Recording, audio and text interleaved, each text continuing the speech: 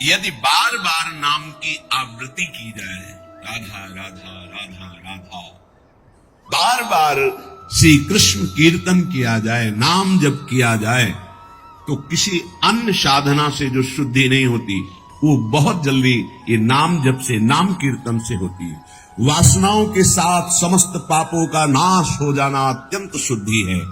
भविष्य में कभी किसी पाप का संपर्क जो भूल से, चूक से, कुसंग से, उपासक से बन जाता है, वो तत्काल भस्म हो जाता है।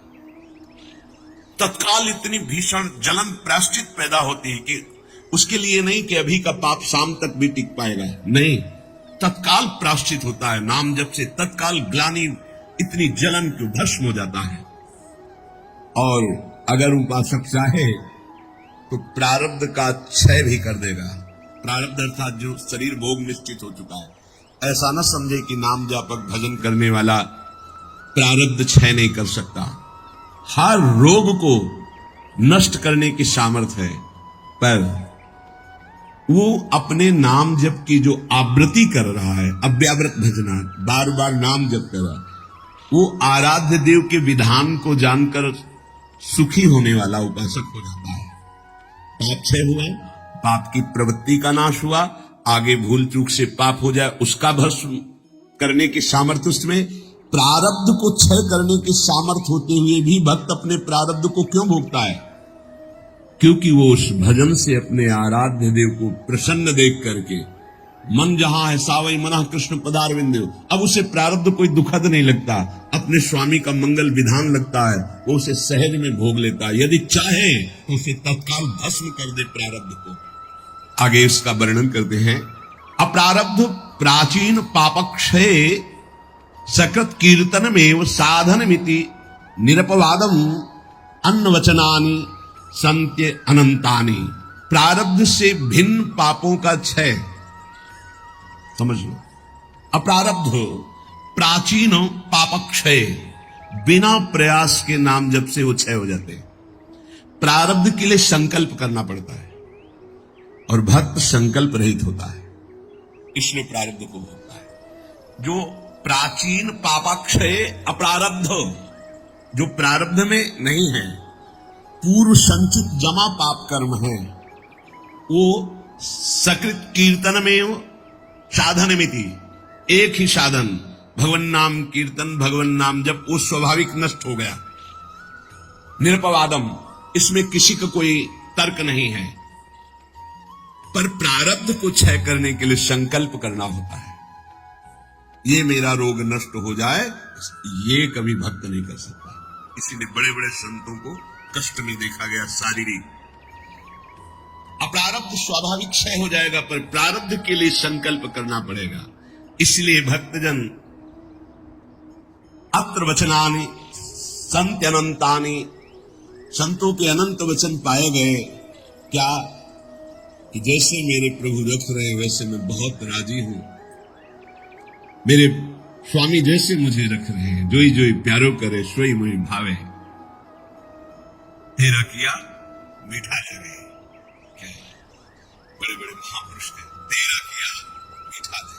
प्रभु आप जो विधान कर रहे हैं, वो प्रारब्ध क्षय के लिए संकल्प नहीं करते।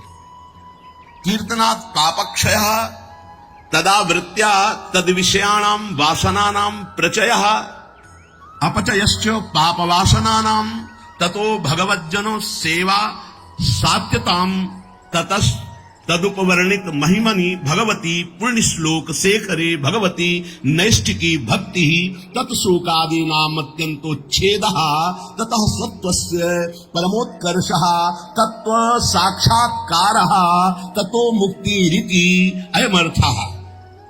ओह, बड़ी अद्भुत बात वर्णन कर रहे हैं। ये कीर्तन केवल पाप का ही नाश नहीं करता, नाम जप, ये नाम जब बार बार जो आवृत्ति की जाती है, इससे उपासना की वृद्धि होती है, वासनाओं का नाश होता है। इसके पश्चात भगवत प्रेमी महात्माओं का सानिध्य मिलता है। ये बड़े गूढ़ विषय है। जब तक आपके पाप क्षय नहीं हुए तो आप संतों के सन्मुख नहीं पहुंच सकते। भगवत कृपा हुई, कैसे पाप क्षय हुए? श्रवण सुजस सुनी आयऊ। जब कान में श्रवण में हमारे भगवतीय सिद्धांत नाम महिमा पड़ी तो सुन सुन के हमारे हृदय में इच्छा जागृत हुई, चलो संत दर्शन करते हैं। भजन का फल हुआ संत दर्शन, नाम जप का, नाम कीर्तन का फल हुआ भगवत प्रेमी महात्माओं का सानिध्य संग।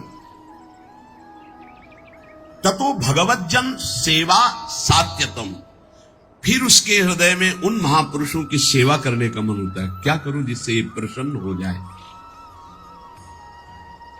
फिर उन महापुरुषों के द्वारा ततः तदुपवर्णित महिमनि भगवती पुण्य श्लोक शेखरे भगवती नैष्ठ की भक्ति, कैसे प्रभु में निष्ठा जागृत होती वो उपदेश करते हैं। किनको? निज जनों को। निज जन कौन? जो नाम जप नाम कीर्तन के द्वारा जिनका पाप क्षय हुआ, पाप वासनाएं नष्ट हुई, एक उपासना जागृत हुई कि हमें संतों का सानिध्य मिले, भगवत कृपा से संत सानिध्य मिला, उनके हृदय में एक नई इच्छा जागृत हुई, इनकी सेवा मिले, इनको कैसे प्रसन्न करूं। जब उनकी आज्ञा और सेवा में तत्पर हुए तब उन्होंने अपने हृदय की उपासना दे दी। उससे क्या हुआ? बोले भगवती नैष्ठ की भक्ति, निष्ठा पूर्वक भगवान की भक्ति का जागरण हुआ। ततः शोकादि नाम अत्यंत उच्छेदः, समस्त चिंता भय शोक दुख का जड़ से नाश हो गया। जब संत गुरुजनों के द्वारा दी हुई उपासना से भगवान की भक्ति हुई तो शुद्ध नैष्ठिक भक्ति का जागरण हुआ, तो शोक चिंता भय दुख क्लेश अशांति मृत्यु इनका सब भय जड़ मूल से उच्छेद हो गया। आदि नाम तथा शोकादि नाम अत्यंत उच्छेदः, अत्यंत, अब दोबारा कभी ये नहीं जग सकते। तथा सत्व से परमोत्कर्ष, अब उसके हृदय में प्रेम का उत्कर्ष हुआ। अगर वो चाहता है कि तत्व साक्षात्कार, तो परमोत्कर्ष तत्व साक्षात्कार तत्व मुक्ति, उसको तत्व बोध हो जाएगा और मोक्ष हो जाएगा। अगर वो ये नहीं चाहता है तो प्रेम प्राप्त हो जाएगा। भगवत लीला धाम में प्रवेश, दोनों तत्व बोध हो जाना या भगवत प्रेम, दोनों नाम जापक नाम कीर्तन करने वाले को प्राप्त हो जाता है। तो सर्वेषाम अपि भगवन नामम प्रत्येक मेतादृशम सामर्थ्यम न चा नरक सृष्टे लानर्थक्यम दग्धेपि कश्चितम प्राचीने पापमनि। तब तो फिर नरक तो कोई जाएगा ही नहीं, तो नरक की सृष्टि करना व्यर्थ हो जाएगा। यदि नाम जब नाम कीर्तन सब करेंगे तो सबके पाप नष्ट हो जाएंगे, सब तत्वबोध सब भगवत प्रेम प्राप्त कर लेंगे। तो नरक सृष्टि अनर्थक्यम, बेकार की नरक की सृष्टि हुई। दग्धेपि कर्तचित प्राचीने पापमनि, क्योंकि पूर्व पापी नरक में दग्ध करते हैं, जलाते हैं, कष्ट भोगवाते हैं, और वो तो नाम जब नाम कीर्तन से नष्ट हो जाता है। तो कह रहे हैं तदुत्तर काल भावी भी रंगो भी महदवा मानिश्च नरकपातस्यापि संभवात्। बड़ा सूक्ष्म विषय वर्णन करते हैं। ना चावृत्ति गुणकमेव कीर्तनम सर्वस्यापि भविष्यतीति कश्चिदस्ति नियमः। एक तो सब नाम महिमा सुन भी नहीं पाएंगे। भारत में कितनी जनसंख्या है? 135-40 करोड़ तो ही है, क्यों ऐसे ही तो है? 140 करोड़ क्या सब नाम महिमा सुनते हैं? क्या सब भगवान नाम कीर्तन करते हैं? नहीं। तो कह रहे हैं ये बात मत सोचो कि कोई नरक नहीं जाएगा, बहुत जाएंगे, क्योंकि नाम कीर्तन नाम जप में सब थोड़ी लगे हैं। दूसरी बात, जो नाम में लगे भी हैं वो कह रहे हैं कि संभावना है उनके नरक जाने की। कैसे? बोले यदि किसी महापुरुष का अपमान कर दिया, निंदा कर दी, वैष्णव अपराध बन गया तो पतन होने का चांस हो जाता है, या आज्ञा शास्त्र की उल्लंघन करके कहीं ममता कर बैठे तो उसको पतन होने का चांस रहता है। बोले उदाहरण में आप बताइए कि नाम जापक कौन जो ममता करके अपनी स्थिति से भ्रष्ट हो गया? बोले अतएव भरत देवस्वापि ऋषभ देवे नानुग्रहीत प्रतिबद्धा परोक्षानुभवत वादांतरायै अत्यंत सूक्ष्म भगवद उपासना त्वाच तदुत्तर काल भाविना मृगाशक्ति रूपेण कर्मणा निकृष्ट देहारंभा मृगत्वपमपि। जहां निरंतर भजन के लिए राज्य और पत्नी और पुत्र आदि का त्याग किया भगवान ऋषभ देव जी के पुत्र भरत जी, वहीं मृग की ममता में आकर के मृगाशक्ति रूपेण कर्मणा निकृष्ट देहारंभा, निकृष्ट देह मृग की प्राप्त कर लिए। अगर ममता करेंगे चूक हो जाएगी, जन्म जन्मांतर के लिए कितना जाना पड़ेगा। उनकी सावधानी ये रही कि मृग शरीर में भजन किए तो अगले बुद्ध संपन्न गण भरत जी के रूप में प्रकट हुए।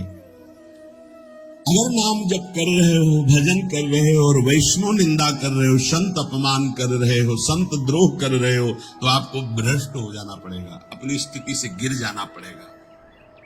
जय विजय योश्च वैकुंठ वासिनोरपि ब्रह्मविदो मानादधि पतनम। ब्रह्मविद महापुरुष सनक सनंदन सनातन सनत कुमार का अपराध करने के कारण वैकुंठ में विराजमान जय विजय अधापतन को प्राप्त हो गए।